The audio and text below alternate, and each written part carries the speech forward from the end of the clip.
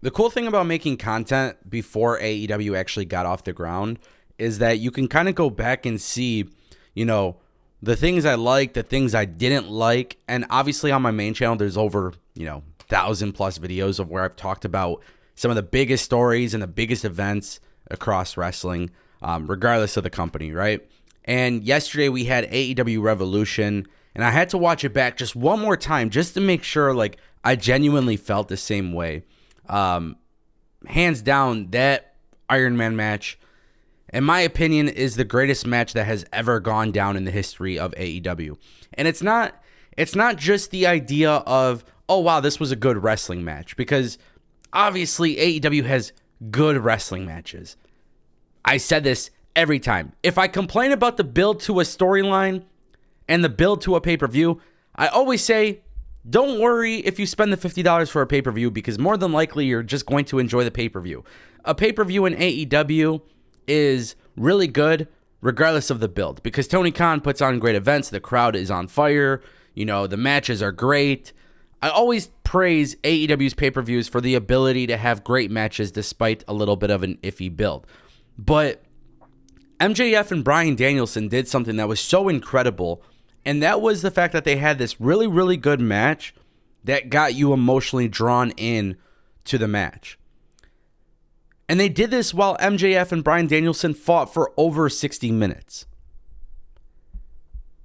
At the end of the day, Tony Khan did something really good with AEW Revolution, and that was, despite the little iffy build that he had going into the pay-per-view, I feel like there's a lot of stories that could be built off of the results from the matches at Revolution, which is important, because Double or Nothing is the next pay-per-view. You want to make sure that you're building stories for Double or Nothing in a way that people are truly drawn in. Tony Khan knows this. Tony Khan isn't stupid. AEW sure as hell knows that they have to be better at their storytelling.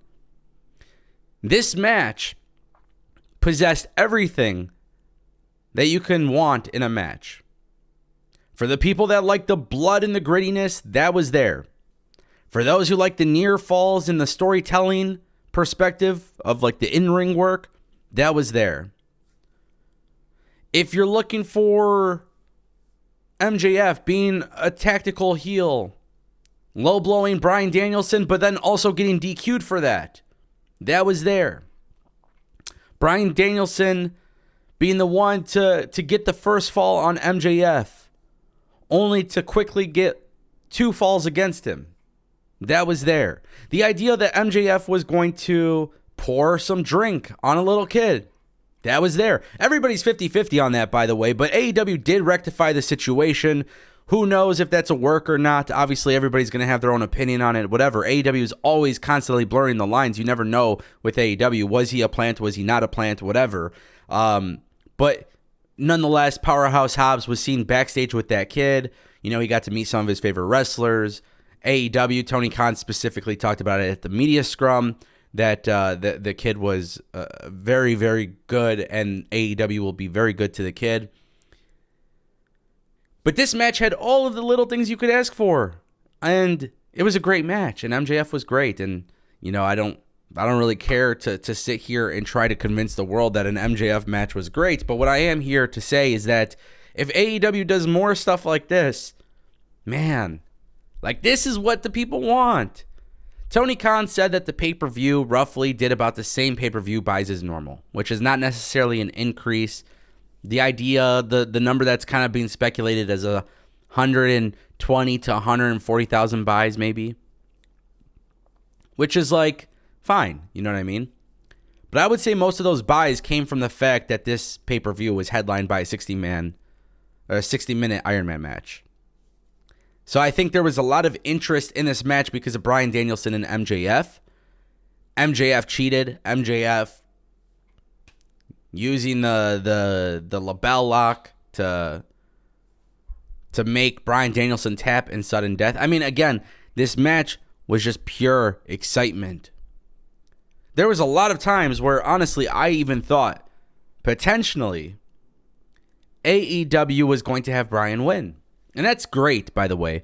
That's great. Because I always tell people, too, if you follow my channels, I always say predictability isn't bad. And whenever somebody complains about predictability, I think it's silly. I personally think it's silly because it's okay to be predictable. It's all about how you execute what's supposed to be predictable or not. So there was a couple times in that match where I was like, wow, they might actually give it to Bryan. Maybe they have other plans for MJF. That wasn't the case. MJF wins. But then it's how MJF wins. And it's how they set up these little sequences that makes his win so much more effective as the top heel in the company. And then, by the way, what he does at the media scrum right after with the pickles and his reactions and talking to everybody, MJF is on top of his game. He is the number one guy in AEW, whether you want to admit it or not. He's holding the championship. He's the guy who's headlining the pay-per-view. He's the guy that people are talking about. And might I add, there's a whole bunch of talk about best in the world. Best in the world, best in the world, best in the world. It just so happens that phrase is so popular amongst CM Punk. And I've been talking about rumors of CM Punk coming back. And who knows, is this MJF just working the crowd, getting people a little amped up, maybe making something out of nothing? Who knows? Or is this a foreshadow of what's to come?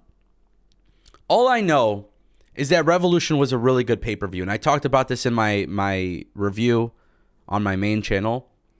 But the more and more that I thought about that Iron Man match, I don't think there's ever been another match that's been delivered from All Elite Wrestling since 2019 that is on the scale of that match. I also want to add that there is a history of matches that I also really enjoyed. MJF and CM Punk was one of them. Cody Rhodes versus Dustin Rhodes.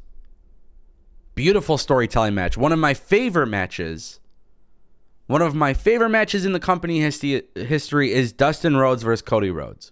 And I was there for that live. That was a long time ago. So there's been some great matches in the company's history. There's been some really awesome matches in the company history. The Elite versus House of Black was an incredible match. But I just think MJF versus Bryan Danielson takes the cake as the greatest match in AEW history. Bryan Danielson working Iron Man matches for 60 minutes is nothing. He's done it before. The real question is MJF, which I always think it's silly when people question how good MJF is actually in the ring, because historically he does exactly what he's supposed to do in the ring. Like, I think from his character to the way he actually wrestles, I think that's why he's a complete package. And I felt that way about him since MLW. But I'm hoping the conversation or the social media talk of like MJF not being good in the ring, I hope that's all put to rest, because there was a certain psychology that was used in this match that it became a really, really good match. So ultimately, I'll let you guys decide, but this match is the greatest match in AEW history, according to myself. Do you agree? Disagree? I want to know.